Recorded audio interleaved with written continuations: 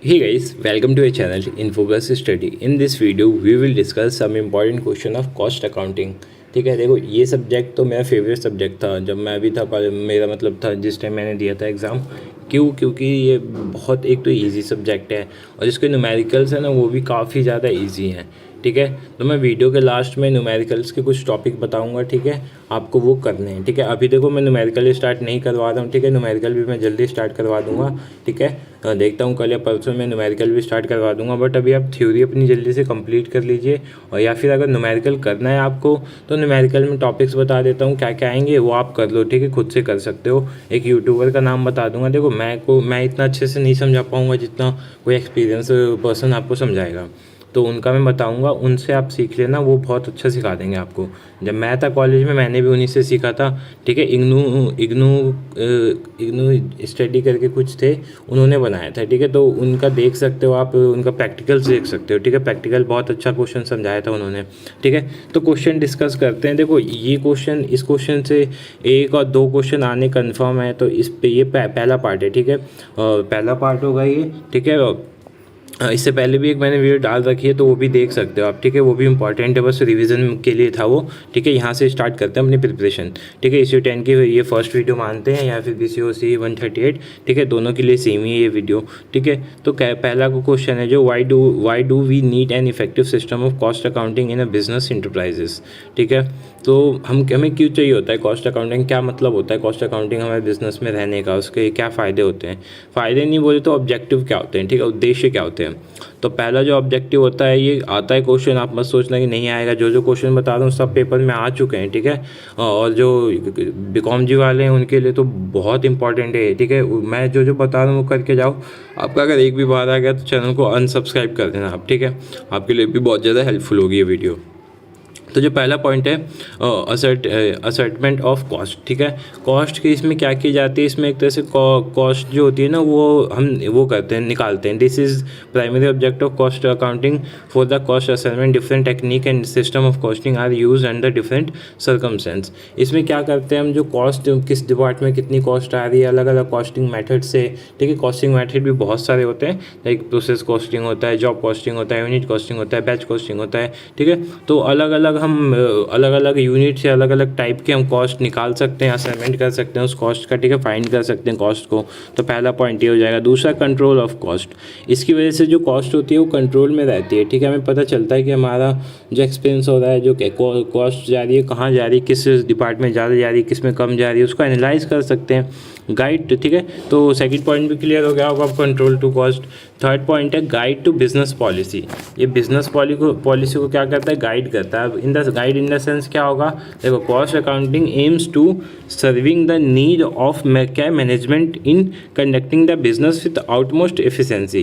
Cost data provide guidelines for various managerial decision like make or buy selling. ठीक है, provide, ठीक है, below cost utilisation of ideal plant capacity, introduction of new plant.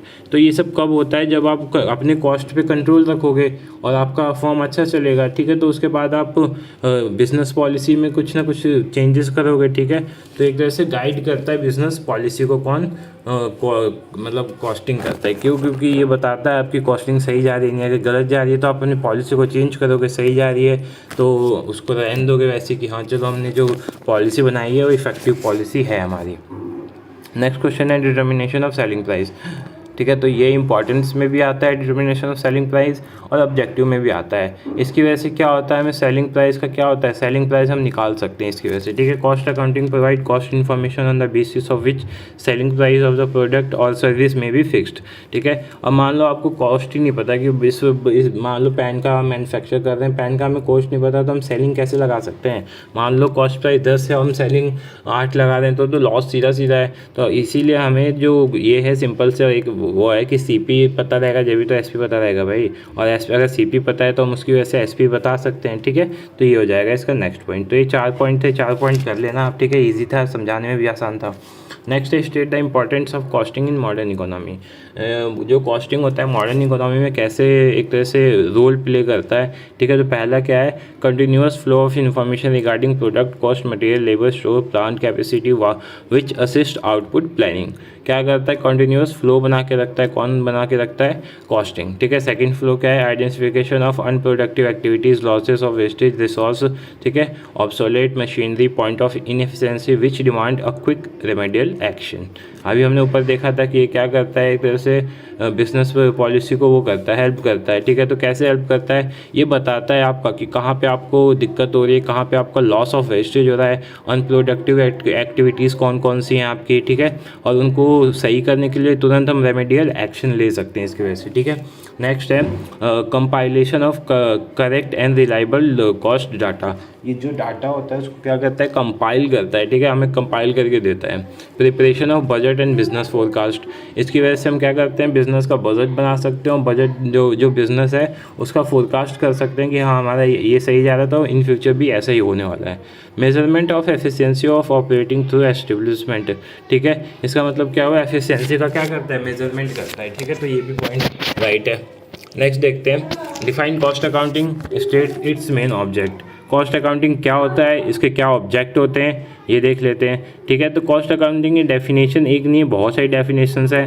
Like cost accounting is a process of accounting for cost. Simply अगर बोलो तो ये क्या आता है, अकाउंटिंग फॉर कॉस्ट होता है। It incorporate income and expenditure relating the production of goods and service. It provide statical data on the basis of which future estimate may be prepared. It serves as basis of ascertainment, ठीक है, मतलब क्या होता है, major करना, ठीक है, and control of cost of product and services, ठीक है। नेक्स्ट क्या है, it involve function analysis, recording, establishment of budget, standard comparison and reporting, ठीक है। तो ये सब डेफिनेशन में ही आती हैं। तो आप 3-4 पॉइंट याद रखो, क्योंकि ना ये क्वेश्चन आपका बीकॉम जी वालों में क्या आता है, 20 नंबर का आएगा, ठीक है। तो 20 नंबर में आपको थोड़ा ज़्यादा लिखना होगा, ठीक है। इको 10 वालों का तो ठीक है, उनको तो थोड़ा बहुत लिखना होता है क्योंकि उनको नंबर कम चाहिए होते हैं। बट बीकॉम जी वालों का क्या होता है, उनको ज़्यादा लिखना होता है, ठीक है। तो उनके लिए ज़्यादा वो चाहिए होता है, ठीक है। तो आप देख लेना, ठीक है, डेफिनेशन जितना ज़्यादा लिख सको, जितना उसके अंदर पॉइंट्स लिख सको, उतना इनफ रहेगा वो। फिर ऑब्जेक्टिव क्या होता है कॉस्ट अकाउंटिंग, ये भी बहुत इंपॉर्टेंट है, ठीक है। तो मेन ऑब्जेक्टिव क्या क्या है, पहला ascertain the cost of product and service, cost of product and service, ठीक है। जो ऑब्जेक्टिव था यहाँ भी वो यूज़ हो सकता है कि हम क्या करते हैं, असर्टेन करने के लिए, मेजर करने के लिए क्या कॉस्ट ऑफ प्रोडक्ट और सर्विस, ठीक है। सेकंड पॉइंट क्या है, to add fixation of selling price. मैंने आपको बताया था कि कैसे फिक्सेशन ऑफ सेलिंग प्राइस में ये हेल्प करता है, ठीक है। सेलिंग प्राइस की कॉस्ट को फिक्स करने में हेल्प करता है, ठीक है। क्यों, क्योंकि अगर हमें कॉस्ट प्राइस पता है जब भी तो हम सेलिंग प्राइस निकाल पाएंगे। थर्ड पॉइंट देखते हैं, to analyse and classify different element of cost which constitute total cost, ठीक है। अलग अलग डिपार्टमेंट की कॉस्ट को अलग अलग मेजर करने में भी हेल्प करता है, इसको मिला के हम टोटल कॉस्ट निकालते हैं, ठीक है। नेक्स्ट देखते हैं, to identify cause of wastage, ठीक है। वेस्टेज कहाँ हो रही है, कैसे हो रही है, ठीक है, उसको कैसे ठीक करते हैं, कि तुरंत रेमेडियल एक्शन कैसे ले सकते हैं उस पर, इसमें भी कौन हेल्प करता है, अपना कॉस्ट अकाउंटिंग करता है, ठीक है। To communicate and management all information relating to cost and facility managerial decision, ठीक है। डिसीजन मेकिंग में भी हेल्प करता है। ऑब्वियस सी बात है, जब आपको इन्फॉर्मेशन देगा, डाटा देगा, ठीक है, कंपाइल करके देगा, तो आप उस पर मैनेजरियल डिसीजन ले सकते हैं, ठीक है। तो ये सब थे इसके ऑब्जेक्टिव। नेक्स्ट क्वेश्चन पे चलते हैं, what are the major advantage of cost accounting. Cost accounting के हमने ऑब्जेक्टिव देख लिया, अब एडवांटेज क्या होते हैं, ठीक है। टू मैन्युफैक्चरिंग कंसर्न के हिसाब से जो मैन्युफैक्चरिंग फॉर्म होती है उनके हिसाब से जो कॉस्ट होता है उसके क्या एडवांटेज होते हैं उनको। तो पहला जो पॉइंट है, हेल्प इन कॉस्ट कंट्रोल। देखो ये पॉइंट सब में आएगा, ठीक है। तो ये पॉइंट तो आपको बेसिक्स है कि कॉस्ट कंट्रोल में हेल्प करता है, क्योंकि कॉस्ट अकाउंटिंग करता है क्या है, कॉस्ट को कंट्रोल करता है, कॉस्ट को मेजर करता है, ठीक है। तो हेल्प इन कॉस्ट कंट्रोल तो ईजी है, ठीक है। अगला क्या है, reveals profitable and unprofitable activities. हमने पढ़ा था कि क्या अभी ऑब्जेक्टिव देखा था ना कि ये जो अनप्रोडक्टिव होते हैं, वेस्टेज होते हैं, इन सबको अलग करता है। तो इन सबको अलग कर देगा तो अनप्रॉफिटेबल एक्टिविटीज़ हो जाएंगी, और उसके अलावा जो बचेंगी वो प्रॉफिटेबल हो जाएंगी, ठीक है। तो रिवील करता है ये कि प्रॉफिटेबल कौन कौन से हमारे इसमें चीज़ें हैं और कौन कौन सी अनप्रॉफिटेबल हैं। हेल्प इन डिसीजन मेकिंग, ये भी पिछला पॉइंट ही है, डिसीजन मेकिंग में हेल्प करता है। अगर हमें पता चल गया कि कौन कौन से जो हमारे मशीनरी हैं या कौन कौन सी चीज़ें हैं, वर्कर्स हैं, कुछ भी है जो अनप्रॉफिटेबल है, तो हम उसके ऊपर डिसीजन ले सकते हैं ना। तो अब तो हम कंफर्म है कि ये उतना प्रोडक्टिव नहीं है, इतना हमें प्रॉफिट नहीं दे रहा है, तो उसके ऊपर हम डिसीजन ले सकते हैं। एड इन फॉर्मुलेटिंग पॉलिसी, ठीक है। फिर उस डिसीजन का क्या करेंगे, डिसीजन को हम किस में चेंज करेंगे, उस डिसीजन को फॉर्मूले में चेंज करेंगे ना, फॉर्मुलेट करेंगे, ठीक है। तो वही है कि हेल्प इन पॉलिसी मेकिंग या फिर एड्स इन फॉर्मेटिंग पॉलिसी, सो सेम बात है। फिर guiding fixing selling price fix करने में भी हेल्प करता है, जैसा हमने वहाँ पढ़ा था, ठीक है। सारे पॉइंट देखो सारे कॉमन पॉइंट्स हैं, एक दूसरे में आ रहे हैं पॉइंट, तो ठीक है, एक अगर अच्छे से याद है ना तो सारा आप लिख सकते हो। Help in inventory control, inventory control में भी हेल्प करता है, ठीक है। आपको वो बताता है कि कौन से डिपार्टमेंट में कितनी इन्वेंट्री चाहिए, कितना सरप्लस है, कितना मतलब कितना आउट ऑफ स्टोरेज हो रखा है, ठीक है। तो ये चीज़ें facilitate cost accounting, cost comparison, ठीक है। फैसिलिटी प्रोवाइड करता है आपको कॉस्ट को कंपेयर करने में कि इस डिपार्टमेंट में कितनी कॉस्ट आ रही है, दूसरे डिपार्टमेंट में कितनी कॉस्ट आ रही है, ठीक है। और ऐसा फाइनेंशियल में नहीं होता, फाइनेंशियल अकाउंटिंग में ऐसा नहीं कर सकते थे आप, ठीक है। तो ये सारे पॉइंट्स थे। एडवांटेज टू आउटसाइड एजेंसी को क्या फ़ायदा होता है, एडवांटेज टू क्रेडिटर को क्या फ़ायदा होता है, ये भी देख लेना आप, ठीक है। नेक्स्ट क्वेश्चन देखते हैं, ठीक है। क्वेश्चन यहाँ पे मिट गया है, ठीक है। मैं आपको क्वेश्चन समझा देता हूँ। क्वेश्चन क्या था यहाँ पे, बहुत इंपॉर्टेंट क्वेश्चन है, बहुत इंपॉर्टेंट। हाँ, ECO 10 के लिए तो ये मस्ट इंपॉर्टेंट करके जाना है। अभी कॉमजी वालों का भी हिस्सा लाने के चांस हैं इसके, ठीक है। तो देख लो आप क्वेश्चन क्या, मैं बता देता हूँ। इसमें है कि जब हम कॉस्ट अकाउंटिंग को अपने कंपनी में इंस्टॉल करते हैं ना, लाइक पहले फाइनेंशियल चल रहा है, आप एकदम से कॉस्टिंग को जब इंस्टॉल करते हैं तो उस टाइम क्या क्या दिक्कतें आती हैं, उस टाइम क्या क्या प्रॉब्लम्स आती हैं, तो वो बताना है। तो देखो पहला प्रॉब्लम क्या है, inadequate support from top management. जो आपका टॉप मैनेजमेंट होता है ना वो सपोर्ट नहीं करता है, ठीक है। लोअर मैनेजमेंट को सपोर्ट नहीं करता है, ठीक है। और वो चीज़ें फिर जो लोअर मैनेजमेंट होते हैं वो इतने एबल तो होते नहीं, कोई कॉस्ट को मतलब नया एकदम से मेथड आ रहा है आपके फॉर्म में, आप उसे समझ जाओ, ठीक है। तो पहला पॉइंट क्या लिख सकते हो, क्या लिख सकते हो, मतलब ऐसे लिख सकते हो कि not much support from top management, not much support from top management. Second point क्या है, resident from staff association with क्या है, ऑपरेशन ऑफ फाइनेंशियल रिसोर्स, ठीक है, ये आप कर सकते हो। थर्ड पॉइंट क्या है, रीअसेसमेंट ऑफ,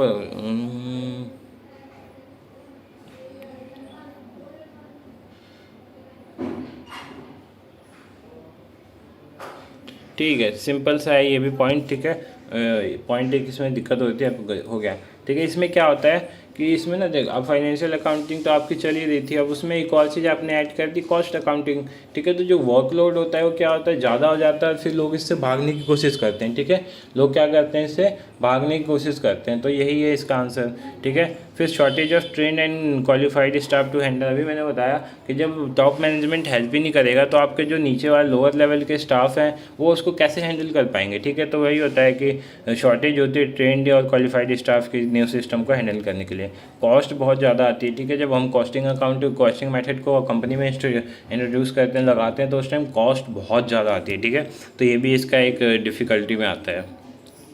अब बाकी ये financial accounting procedure are generally design to ascertain the particular profit or loss, but there are important limitation and deficiency in system, ठीक है। फाइनेंशियल अकाउंटिंग की क्या लिमिटेशन होती है ये आप कर लेना, ठीक है। ये मैं नहीं बता रहा, ये आप कर सकते हो, ईजी है, ठीक है। ज़्यादा मैं चलो समझा ही देता हूँ। पहला क्या, provide information about business as a whole, ठीक है। ये क्या करता है, जो इन्फॉर्मेशन है वो क्या प्रोवाइड करता है, एज अ होल प्रोवाइड करता है, ठीक है। Financial account provide information about profit loss cost etcetera of the collective activities of a business as whole. It does not give data regarding to cost department, क्या है, products process, ठीक है, processes and sales strategy. मतलब ये क्या करता है, एक तरह से ना कंबाइंड डाटा पेश करता है। ज़्यादा डीपली डाटा मान लो मुझे चाहिए कि हाँ बताओ कि मैन्युफैक्चरिंग वाले डिपार्टमेंट में कितनी कॉस्ट आ रही है, तो ये नहीं बताता है, ठीक है। ये क्या करता है, एक तरह से होल डाटा प्रोवाइड करता है, ठीक है। ये जैसे पूरे स्कूल का डाटा प्रोवाइड करेगा, एक क्लास का डाटा प्रोवाइड नहीं करता है। ऐसे आप समझ सकते हो कि पूरे स्कूल का डाटा प्रोवाइड करेगा, एक क्लास का डाटा प्रोवाइड नहीं करेगा। बट कॉस्ट अकाउंटिंग क्या करता था,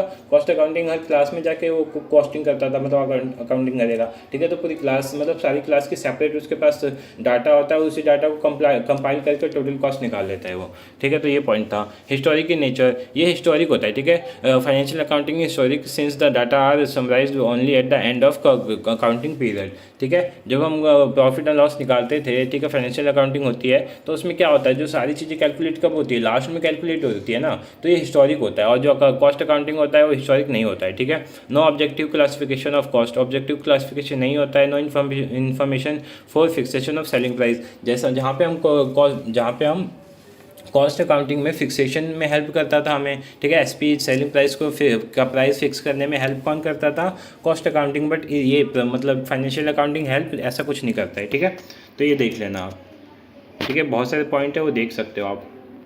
नेक्स्ट है और discuss various factors that are taken into consideration while the installing of costing system in an organisation. अभी हमने पढ़ा डिफ़िकल्टी क्या आती है, अब हम पढ़ेंगे कौन कौन से मतलब फैक्टर्स हैं जिन्हें हमें ध्यान में रखना चाहिए कब कॉस्ट अकाउंटिंग इंस्टॉल करते टाइम। तो ये दोनों साथ में भी पूछ लेते हैं क्वेश्चन कि what are the factor considered well installing costing system or what are the difficulty in it. ठीक है, तो दोनों क्वेश्चन साथ में आ सकता है 10-10 नंबर के।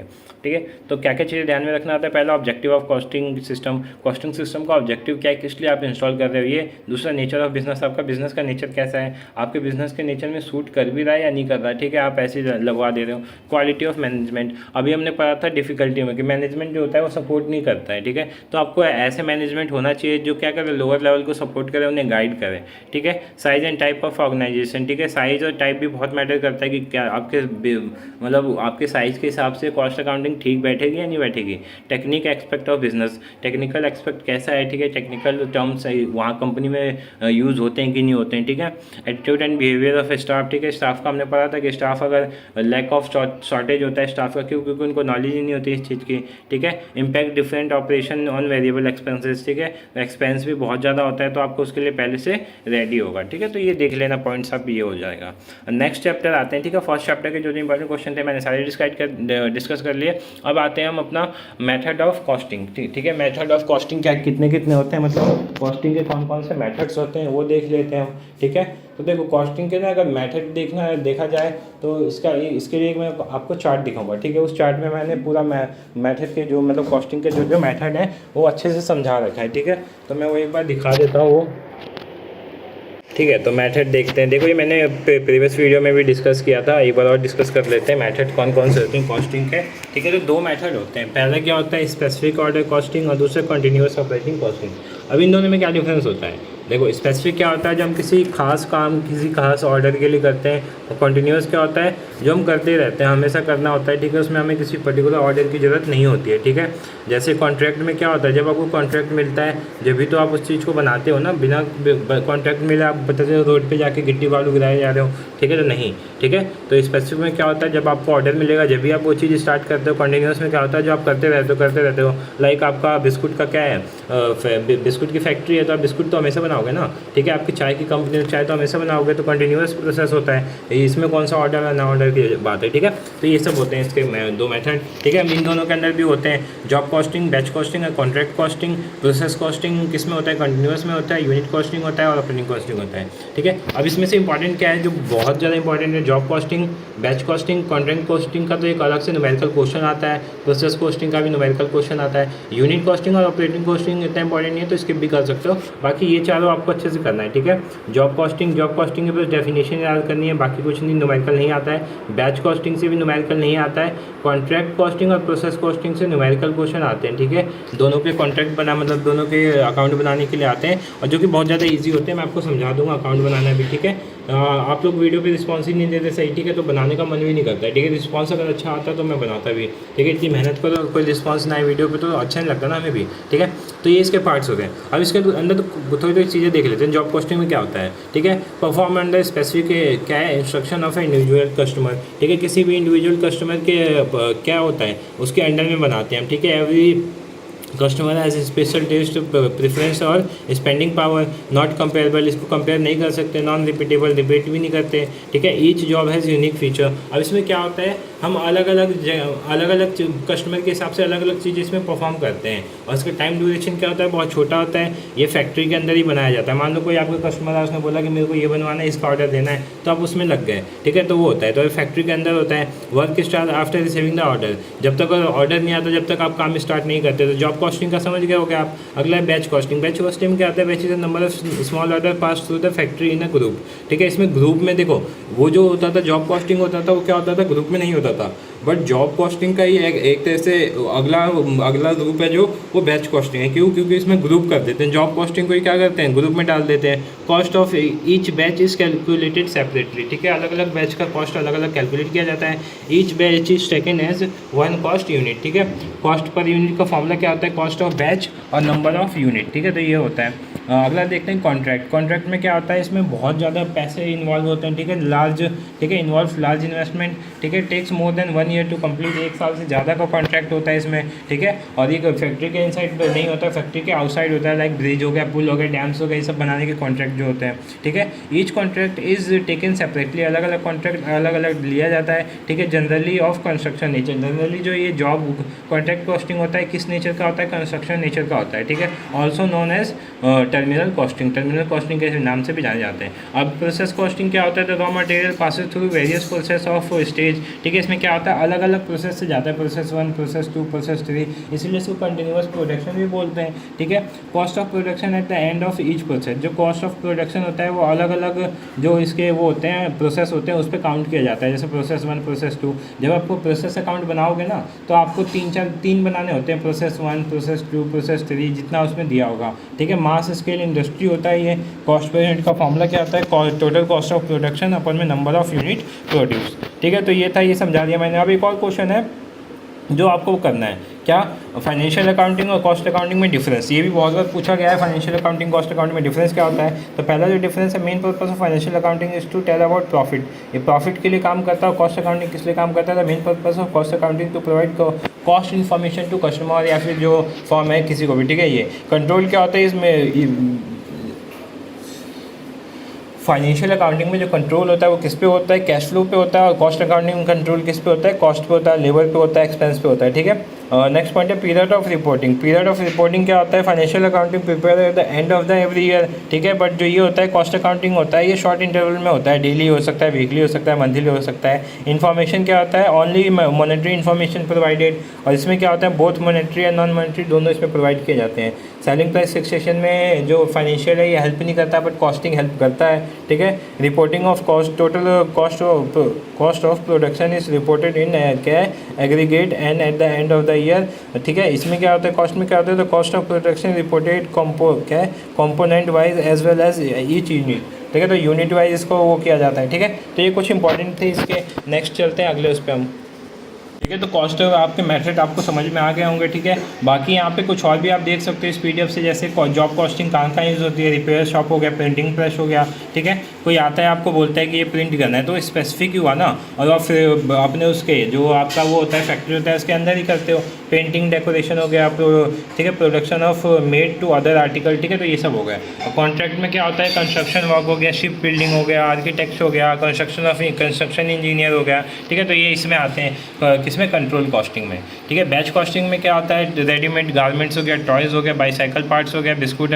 ठीक है। तो बताया था मैंने बिस्कुट का एग्जांपल, तो ये बैच कॉस्टिंग में आता है, ठीक है। Like contract costing, it is also क्या है, variation of jobs of costing in this method क्या है, products of identical products are arrange in मतलब इसमें सिंपली होता है कि एक जैसे प्रोडक्ट को एक ग्रुप में रखा जाता है, अलग प्रोडक्ट को अलग ग्रुप में रखा जाता है, ठीक है। और रखते हैं प्रोसेस कॉस्टिंग का देख लेते हैं। टेक्सटाइल मिल्स हो गया, केमिकल वर्क हो गया, शुगर मिल हो गया, पेपर मिल्स हो गया, सोप मैन्युफैक्चरर हो गया, ठीक है। सिंगल आउटपुट जिसका क्या होता है, माइंस हो गया, ऑयल ड्रिलिंग, ठीक है, स्टील वर्क्स हो गए, ठीक है। तो ये सारे आप देख लेना पीडीएफ में, बाकी मैंने ऊपर तो समझा ही दिया था आपको।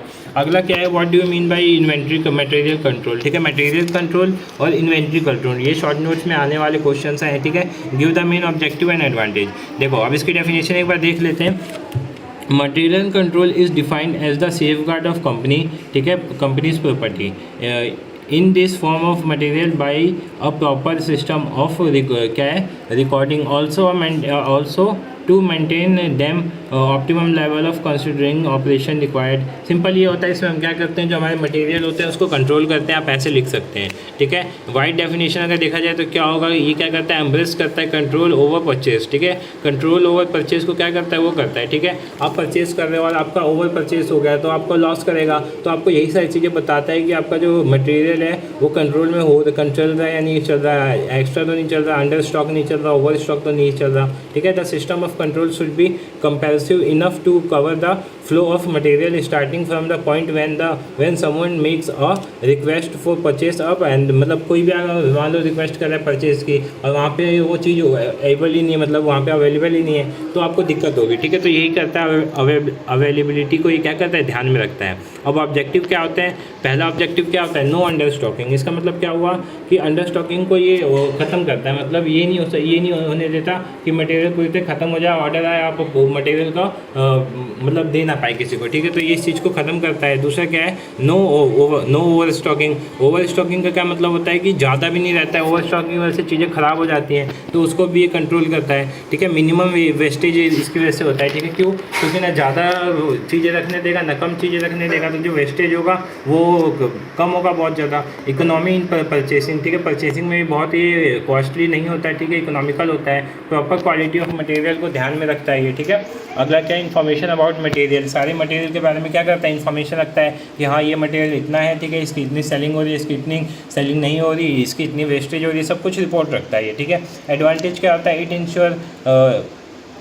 Ensure continuous supply of material, ठीक है। कंटिन्यूस सप्लाई को क्या करता है, इंश्योर करता है, ठीक है। मिनिमाइज करता है capital investment in stock of material, ठीक है। फिर इसके बाद क्या करता है, रिड्यूस करता है कॉस्ट ऑफ स्टोरेज, ठीक है, इशू ऑफ मटेरियल। क्यों? मान लो आपने ओवर स्टॉकिंग बहुत ज़्यादा कर दी, तो उसकी वजह से जो स्पेस होगा वो भर जाएगा, बाकी चीज़ों के लिए स्पेस नहीं बचेगा, तो वो उसी चीज़ को कौन ख़त्म करता है, मटेरियल को कंट्रोल करता है, ठीक है।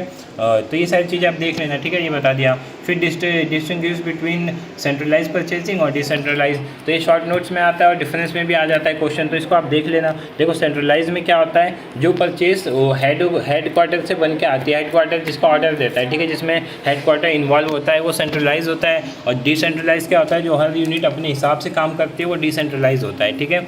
जैसे परचेस देखो सेंट्रलाइज डिसेंट्रलाइज पर देख लेते हैं। Organisation of the purchase function will be according to particular condition and ideas. Purchase में भी सेंट्रलाइज और डिसेंट्रलाइज दोनों हो सकते हैं, ठीक है। सेंट्रलाइज में क्या होता है, there is a separate purchase department, ठीक है, क्या करता है, एंट्रस्ट करता है with the task of making all purchase of all type of material. The head of the department is usually designed as purchase manager, ठीक है, और क्या है, शेफ बायर, ठीक है, ठीक है। डिसेंट्रलाइज में क्या होता है, ईच ब्रांच और department make it's on decision. मैंने वही बताया कि जो सेंट्रलाइज में होता है ये अलग से एक यूनिट होती है, ठीक है, जिसको मैनेजर बोलते हैं, परचेस मैनेजर, वो डिसाइड करता है। और डिसेंट्रलाइज में क्या होता है, जितनी भी यूनिट होती हैं, अलग अलग डिपार्टमेंट होता है ना हर फैक्ट्री में या फिर फॉर्म में, तो वो अलग अलग जो डिपार्टमेंट होते हैं वो अपने डिसीजन खुद ही लेते हैं, ठीक है। मटेरियल कंट्रोल हमने देख लिया। अब वैसे ही इन्वेंट्री कंट्रोल भी होता है, ठीक है। Inventory control include control of raw material, stock, supply, space part, ठीक है, partly finished goods and finished goods, मतलब फिनिश्ड गुड्स, ठीक है। In this system it is a system which ensure the required, ठीक है, required quality of inventories of the required quality at the required time with the minimum amount of capital, ठीक है। The function of inventory turnover is to obtain maximum inventory turnover with sufficient stock to meet all requirement, ठीक है। Inventory control क्या करता है, एक तरह से आपका ना इंश्योर करता है कि आपको जो मतलब जो सप्लाई हो रही है वो कम ना हो, रुके ना सप्लाई को कंटिन्यूस रखे। कंटिन्यूस कौन रखता है, इन्वेंट्री कर रखता है, ठीक है, इन्वेंट्री कंट्रोलर रखते हैं। ऑब्जेक्टिव क्या होते हैं इसके, टू प्रोवाइड कंटिन्यूस फ्लो में हेल्प करता है, to avoid excess investment in inventory, excess जो इन्वेस्टमेंट होता है उसको भी ये बहुत कम करता है, ठीक है। टू कीप सरप्लस, ठीक है, इसमें सरप्लस रखा जाता है, ठीक है। मटेरियल में नहीं रखा जाता था बट इसमें रखा जाता है, क्योंकि कब आपका अर्जेंट, और इसमें ज़्यादातर देखो फिनिश्ड गुड्स होते हैं। कौन से होते हैं, फिनिश्ड गुड्स होते हैं, तो इसीलिए इसमें उसको थोड़ा सा एक्सेस रखा जाता है कि अगर एकदम से ऑर्डर आ गया तो उसके लिए हमें टाइम ना लगे, टाइम वेस्ट ना करें, ठीक है, जल्दी से हम ऑर्डर को कंप्लीट कर सकें, ठीक है। To relieve the management in taking inventory decision, ठीक है, इन्वेंट्री डिसीजन में भी हेल्प करता है। नेक्स्ट क्वेश्चन है, what do you mean by ABC analysis, how you control of store item expected through ABC analysis. देखो एबीसी एनालिसिस क्या होता है, सिंपली बताता हूँ। यहाँ पे ना एबीसी में क्या होता है, ए का अपना अलग एक मतलब होता है, बी का अपना एक अलग मतलब होता है और सी का अपना एक अलग मतलब होता है। ये जो इतनी सारी थ्योरी लिखी है इसको मैं नहीं समझा रहा, मैं अपने तरीके से समझाता हूँ, अगर आपको समझ में आए तो ठीक है, ठीक है। देखो आप जो अल्फ़ाबेट पढ़ते हो, ठीक है, आप अल्फ़ाबेट पढ़ते होगे तो उसमें ए सबसे पहले आता है, मतलब ए की वैल्यू क्या हो गई, ज़्यादा हो गई। तो ए के अंदर ऐसे प्रोडक्ट आते हैं जिनकी वैल्यू क्या होती है, बहुत ज़्यादा होती है, और जो भी फैक्ट्री है ना उसका ये एक तरह से मान लो 60, 70, 80% वैल्यू खुद ही कंटेन करते हैं। मान लो 10-10 लाख की मशीनें हैं, ठीक है, तो ये किस में आएंगी, ए वाले में आएंगी, तो इस पर ध्यान भी ज़्यादा रखा जाएगा। ऑब्वियसली बात है, महंगी मशीन है तो ध्यान ज़्यादा रखा जाएगा। ऐसे बी आता है, बी में मान लो 2-2 लाख की मशीन है तो इसके कंपेयर में ध्यान कम रखा जाएगा, ठीक है। और सी वाली में 5,000 की है तो इस पर बिल्कुल ध्यान नहीं दिया जाएगा, ठीक है, उतना नहीं किया जाएगा। तो यही होता है आपका ABC एनालिसिस। मैं आपको एक अच्छे से ड्राइंग के मदद से समझाता हूँ, ठीक है। देखो ये ABC ये रहा, ए का क्या होता है, हाई प्रायोरिटी होती है, वेरी इंपॉर्टेंट होता है, मेजर सिग्निफिकेंस होता है, ठीक है। मीडियम प्रायोरिटी होते हैं, इंपॉर्टेंट होता है लेकिन उतना नॉर्मल इंपॉर्टेंट होता है, मीडियम सिग्निफिकेंस होता है। लो प्रायोरिटी होती है, ठीक है, लेस इंपॉर्टेंट होता है और माइनर सिग्निफिकेंस होता है। इससे आप समझ गए होगे, ठीक है। आपको क्या करना है, एक चार्ट बना देना है पेपर में, जब होगा तो आपको एक बॉक्स बना देना है, उसमें ए के अंदर ये लिखना है, बी के अंदर ये लिखना है, सी के अंदर ये लिखना है और ऊपर पूरी थ्योरी भर देनी है। अच्छे खासे नंबर मिल जाएंगे इसमें फिर, ठीक है। ABC analysis for manufacturing concern, ठीक है। अब देखो ABC का क्या मतलब होता है, जो वही मैं समझा रहा था। अब ए हो गया, अब यहाँ पे आप ए वाले पे देख रहे हो जो आपके नट्स हैं, ये कितना 4 ही नट है लेकिन चारों कितनी वैल्यू कंटेन कर रहे हैं, 80%। यहाँ पे देखो 6 हैं फिर भी कितनी वैल्यू कर रहे हैं, 50%। और यहाँ पे इतने सारे हैं बट ये छोटे छोटे हैं तो ये 5% कर रहे हैं। तो हम ध्यान किस पे रखेंगे, ए पे रखेंगे ना ज़्यादा, फिर बी पे रखेंगे और फिर सी पे रखेंगे, ठीक है। तो यही होता है। अब एक और चार्ट है, इससे भी समझ जाओगे आप, इससे पूरा समझ जाओगे, ठीक है, और डिफरेंस भी आप समझ जाओगे, ठीक है। कैटेगरी ए में क्या होता है, एग्जैक्ट एस्टिमेट, मतलब हमें पता होता है कि इसमें कितना है, इसमें हम ओवर बाय या अंडर बाय नहीं कर सकते, ठीक है, क्यों, क्योंकि तो बहुत महंगी होती है, ठीक है, इससे लॉस हो सकता है। सीनियर मैनेजर और ये सारे इस पर ध्यान रखते हैं, इसके अंदर इन्वॉल्व होते हैं, ठीक है। इट रिक्वायर्ड वेरी क्या है, स्ट्रिक्ट डिग्री ऑफ कंट्रोल, बहुत ज़्यादा इस पर कंट्रोल रखा जाता है, ठीक है, बहुत ज़्यादा कंट्रोल इस पर देना भी चाहिए और रखा भी जाता है, ठीक है। नेक्स्ट देखते हैं कैटेगरी बी, इसमें क्या होता है, it involve N approximate estimate of inventory value, ठीक है। इसमें नॉर्मल उतना ध्यान ज़्यादा, मतलब इससे कम दिया जाता है, कैटेगरी ए से कम दिया जाता है, ठीक है। Mid level professional and manager are assign to manage this category, ठीक है। इसमें जो मिड लेवल के मैनेजर होते हैं, ठीक है, उनको असाइन किया जाता है। It required moderate degree of control, ये moderate degree of control required करता है। और टाइप सी में क्या होता है, it required minimum or no estimate of inventory you value, ठीक है, बहुत कम वैल्यू रखता है या नहीं रखता है, ऐसा होता है, ठीक है। This category is usually manage by junior staff, ठीक है, जूनियर स्टाफ इसको मैनेज करता है। इट रिक्वायर्ड मिनिमम और लिमिटेड डिग्री ऑफ कंट्रोल, ठीक है, बहुत कम डिग्री ऑफ कंट्रोल ये मांगता है, ठीक है। ये हो गया आपका। अब एक बीन कार्ड आता है, बीन कार्ड क्या होता है, तो देखो जो भी इन्वेंट्री आप कंट्रोल करते हो तो किस बॉक्स में, किस डब्बे में आपकी क्या चीज़ें रखी हुई हैं, वो बीन कार्ड होता है, उस पर डिटेल चिपकी होती है। आप देखते हो कि बॉक्स पे ऐसा कुछ बना होता है, ठीक है, ये बीन कार्ड का फॉर्मेट है, ठीक है। तो यही होता है बीन कार्ड। बीन कार्ड का आप पूछ लेता है what is bin card, draw the structure या draw the pattern of bin card, तो आपको ये बनाना आना चाहिए, ठीक है, क्या क्या चीज़ें इसमें होती हैं। अब इसको आप लंबा कैसे कर सकते हो, बीन नंबर लिख सकते हो, डिस्क्रिप्शन कोड्स, ठीक है, लेजर फोलियो, ठीक है, स्टोर लेजर फोलियो हो गया, मिनिमम लेवल, री ऑर्डर क्वान्टिटी, तो ये सारी चीज़ें किस में होती हैं, बीन कार्ड में होती हैं, ठीक है। तो ये वीडियो यहीं पे एंड करते हैं। आज की वीडियो आपको होप से समझ में आई हो और अच्छी लगी हो, ठीक है। अच्छी लगे तो वीडियो को लाइक करना, चैनल को सब्सक्राइब कर देना, और आगे वीडियो बनानी है कि नहीं, आगे वीडियो आपको चाहिए कि नहीं, कमेंट सेक्शन में ज़रूर बताना, ठीक है। जब तक कमेंट्स नहीं आएगा मैं नेक्स्ट वीडियो नहीं लाऊंगा, ठीक है। तो आप देखते हैं कि वीडियो अच्छी लगी नहीं, ठीक है।